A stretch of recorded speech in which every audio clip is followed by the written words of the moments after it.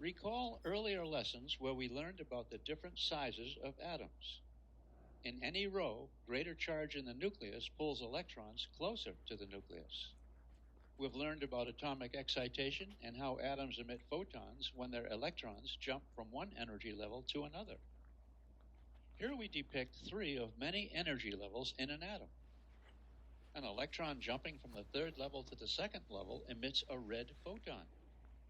An electron jumping from the second level to the ground state emits a green photon. And an electron jumping from the third level to the ground state emits an ultraviolet photon, shown here as blue. The energy of this jump equals the sum of the energies of the red and green photons. And it follows that the sum of the frequencies for the red and green photons equals the frequency of the ultraviolet photon. Quite yum. The idea that electrons may occupy only certain levels was first suggested by Niels Bohr in 1913. Yet it was very perplexing to him and other early investigators. It was perplexing because the electron at the time was thought to be a particle whirling around the nucleus like a planet whirls around the sun. Just as any kind of satellite can orbit at any distance from the sun, it would seem that an electron should be able to orbit at any radial distance around the nucleus, depending, of course, like the satellite, on its speed. If electrons moved randomly among all orbits, they'd emit all frequencies of light. But this doesn't happen. If it did, an electron accelerating in a circular path would continually radiate energy. And this loss of energy would cause it to spiral into the nucleus. Again, this doesn't happen. Why the electron occupies only specific levels is understood by considering the electron to be not a particle, but a wave. Recall in our previous lesson how Louis de Broglie introduced the concept of matter waves. He hypothesized that a wave is associated with every particle, and that the wavelength of a matter wave is inversely proportional to a particle's momentum. These matter waves behave just like other waves. They can be reflected, refracted, diffracted, and caused to interfere. Using the idea of interference, de Broglie showed that the discrete values of radii of Bohr's orbits, that is, separate and distinct orbits, are a natural consequence of standing electron waves. As seen in A, an orbiting electron forms a standing wave only when the circumference of its orbit is equal to a whole number multiple of the wavelength. When the wave does not close in on itself in phase, shown in B, it undergoes destructive interference. So in this view, orbits exist only where the waves close in on themselves in phase. Hence, we visualize the electron orbits in an atom having specific radii because the circumferences of the orbits are whole number multiples of the electron wavelength. This results in a specific energy state for each orbit. The art here is greatly oversimplified because in reality the standing waves make up spherical and ellipsoidal shells rather than flat circular ones. The electron wave becomes a standing wave, like a wave on a musical string. We view the electron not as a particle located at some point in the atom, but as if its mass and charge was spread out into a standing wave surrounding the atomic nucleus, with an integral number of wavelengths fitting evenly into the circumferences of the orbits.